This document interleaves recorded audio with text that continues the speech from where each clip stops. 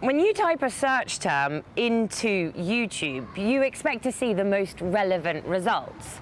But how do you know that that search result hasn't been manipulated? Well, according to recent revelations, you don't. In fact, it's alleged that Google, which owns YouTube, fiddled with its YouTube search results on the eve of the Irish abortion referendum. According to the Project Veritas investigative website, Google is alleged to have manipulated its algorithms and employed so-called blacklists on YouTube.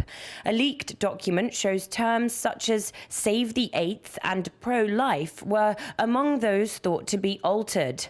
Google isn't denying that it tweaks results of politically sensitive content on YouTube by pushing what it deems to be the most credible videos above the ones with the most views. We've been very public that for a wide range of news and information queries, we have algorithms that are designed to surface authoritative content of all political viewpoints.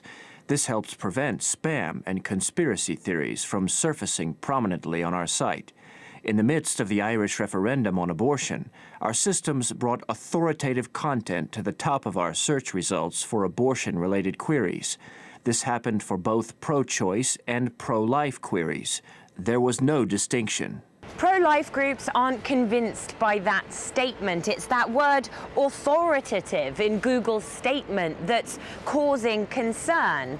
Catholic groups in particular say they want to know why it's anonymous Google employees who get to decide what is and isn't authoritative content. Google's interference in the referendum in Ireland, I think, should send a warning shot across to everybody who is interested in democracy. So what we saw here was that Google blacklisted videos, and they deliberately and intentionally manipulated the kind of things that people would find when they put in search terms.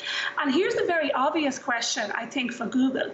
If this was all above board, and if this was not nefarious, then why did they hide it? Why are we only learning about this because of Project Veritas? Because somebody in Google decided that this was wrong and leaked it to Project Veritas. That's the only reason we know that this happened. The pro-life camp only garnered 33% when the vote was held in May, and abortion was then legalized in Ireland. That issue has now been put to rest.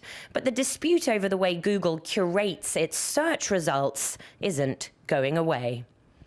This is horrific what Google has been doing, and they really need to be held accountable. I mean, it's at the point now where they're now interfering with elections in other countries. To hear that something like this is happening in Ireland, in a foreign country, where a company in Southern California, the United States, is dictating what search results are seen to Ireland, to the people of Ireland, regarding their laws, specifically on things like abortion, which is already a very contentious issue in the U.S. throughout the globe, is horrific. Google has absolutely no place to take part in political decisions or social decisions, and to make sure that they alone can tell which news is seen and which news is not.